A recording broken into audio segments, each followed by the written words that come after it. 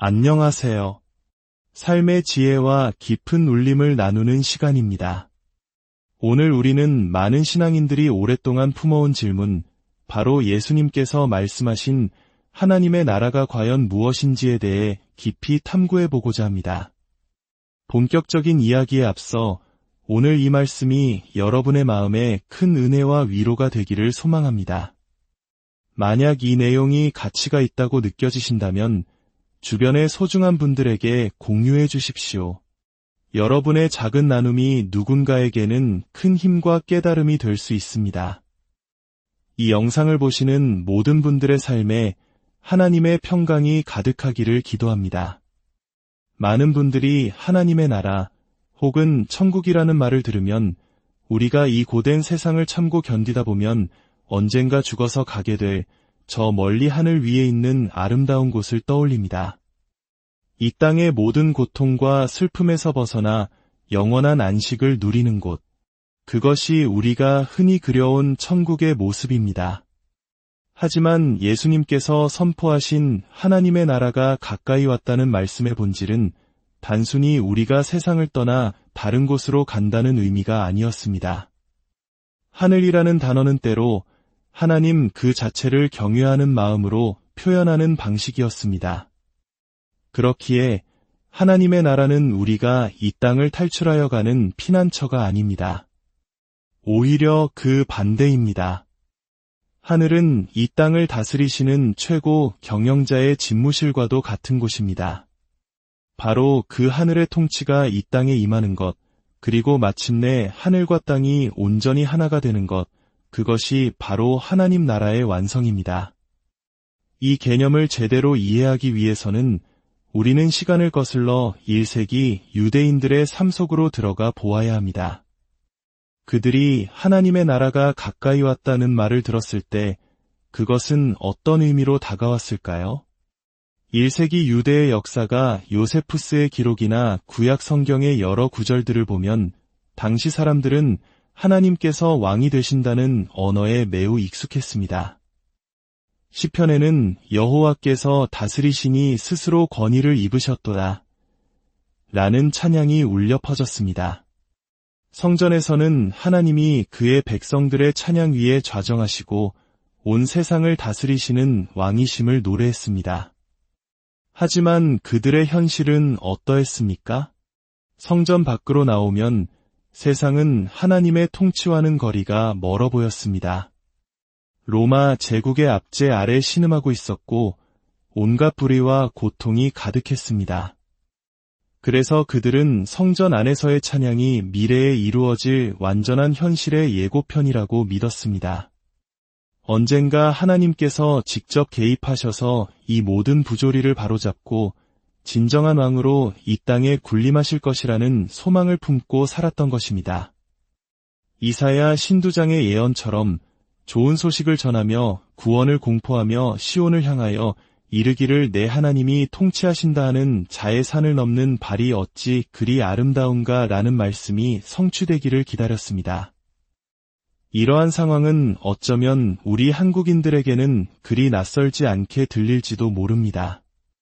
일제강점기 시절 수많은 우리 선조들이 나라의 해방과 독립을 간절히 염원했던 것처럼 당시 유대인들에게 하나님의 나라가 임한다는 것은 곧 로마의 압제에서 벗어나 진정한 자유를 되찾는다는 매우 현실적이고 정치적인 의미를 담고 있었습니다. 그들은 이방인인 로마인들에게 세금을 바치는 것을 치욕으로 여겼고 그들의 우상 숭배 문화가 자신들의 신앙을 더럽힌다고 생각했습니다. 하나님의 율법을 온전히 지키며 자유롭게 하나님을 섬기기 위해서는 로마 세력을 몰아내는 것이 최우선 과제였습니다. 그래서 당시 유대 사회에는 다양한 혁명가들과 자칭 메시아들이 등장했습니다. 그들은 사람들을 선동하며 나를 따르라, 그러면 하나님의 나라가 임할 것이다 라고 외쳤습니다. 그들이 생각한 하나님 나라의 도래는 군사적인 혁명이나 초자연적인 기적을 통해 로마를 무찌르고 다윗 왕조의 영광을 회복하는 것이었습니다. 바로 이런 혼란스러운 시대적 배경 속에서 한 젊은 예언자가 나타나 그의 사촌 요한이 세례를 베풀던 요단강에서 외치기 시작합니다. 때가 찼고 하나님의 나라가 가까이 왔으니 회개하고 복음을 믿으라. 이것이 바로 예수님의 첫 메시지였습니다. 마가, 마태, 누가, 요한은 모두 이야기를 전하며 말합니다. 그렇다. 이것이 바로 하나님의 나라가 임하는 방식이다. 하지만 당신들이 상상했던 것과는 전혀 다른 모습으로 말이다. 여기서 대부분의 현대 기독교인들은 중대한 오해를 합니다. 유대인들은 이 땅의 정치적인 왕국을 기대했지만 예수님은 저 하늘의 영적인 왕국에 대해 말씀하신 거구나 라고 생각하는 것입니다. 하지만 이것은 완전히 잘못된 해석입니다. 예수님께서 말씀하신 하나님 나라는 결코 저 세상의 이야기가 아니었습니다. 유대인들이 기대했던 것처럼 이 땅에 임하는 하나님의 통치에 대한 이야기였습니다. 다만 그 방식이 달랐을 뿐입니다. 예수님은 칼과 창으로 이뤄지는 군사혁명이 아니라 전혀 다른 방식으로 하나님의 나라가 시작된다고 말씀하셨습니다.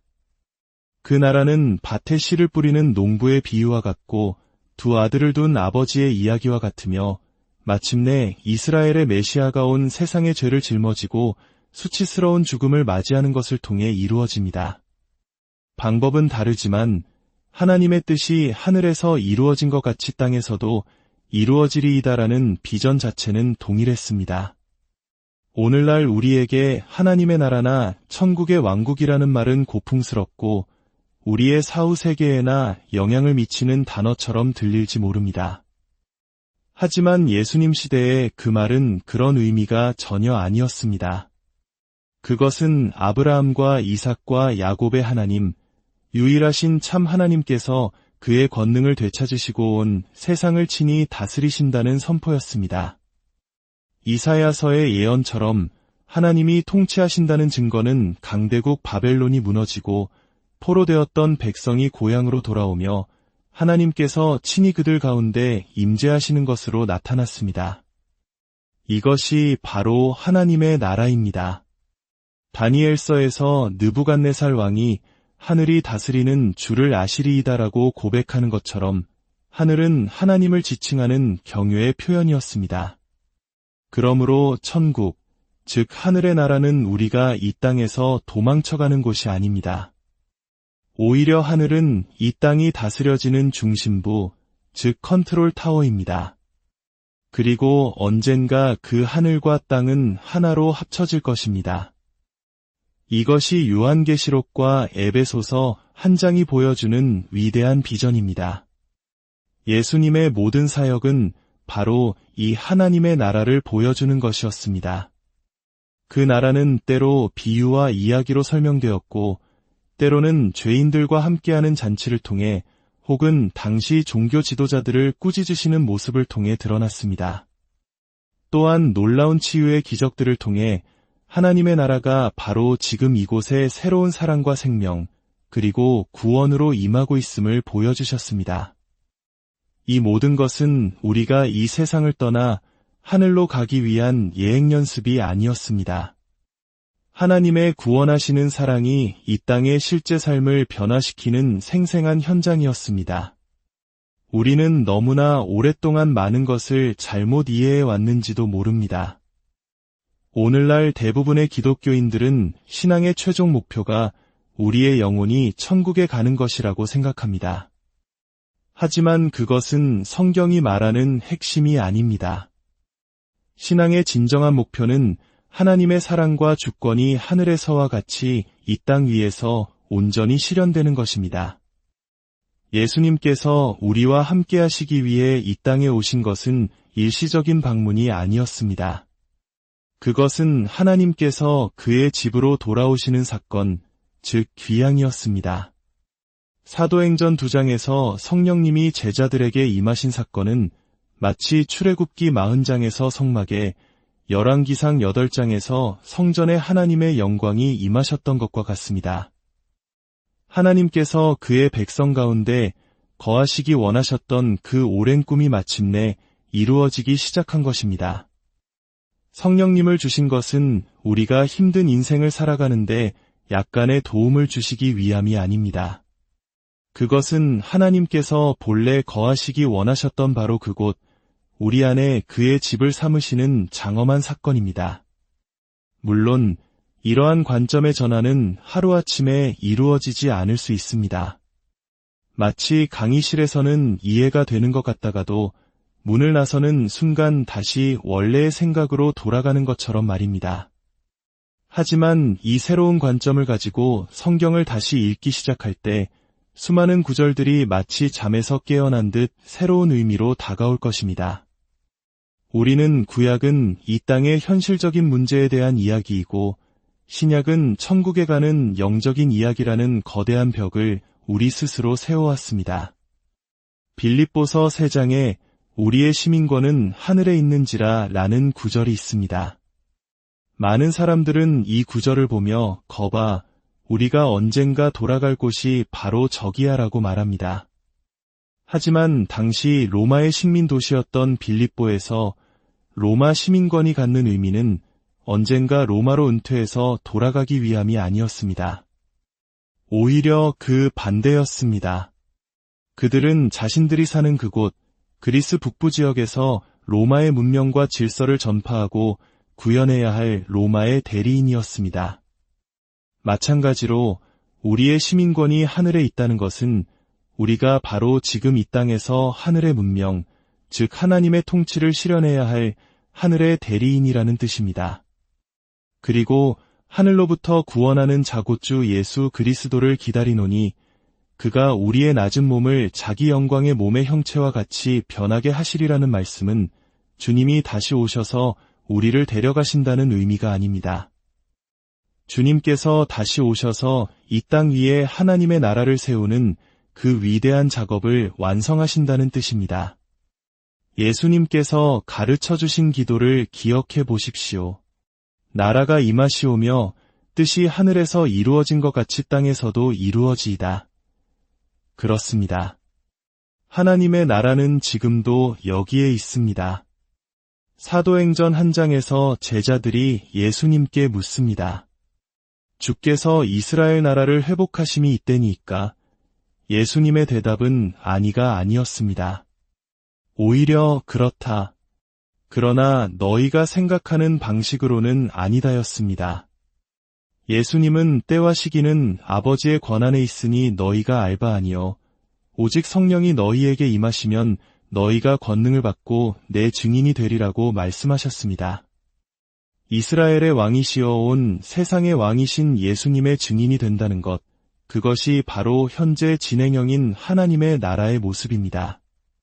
그 과정은 때로 혼란스럽고 사람들은 실수하며 상처받고 죽임을 당하기도 합니다. 하지만 예수님께서 이미 예고하신 그대로입니다. 하나님의 나라는 바로 이러한 방식으로 우리를 통해 바로 이 땅 위에 임하고 있습니다. 예수님께서 12명의 제자를 부르셨을 때 그것은 단순히 교회를 시작하신다는 의미를 넘어섭니다.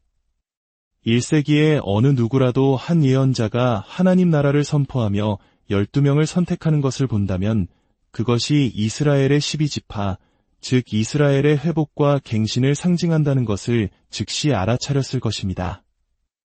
교회는 사실 창세기 12장에서 하나님께서 아브라함을 부르시며 땅의 모든 족속이 너로 말미암아 복을 얻을 것이라고 약속하셨을 때 이미 시작되었습니다. 이스라엘의 목적은 언제나 열방을 위한 축복이 되는 것이었습니다.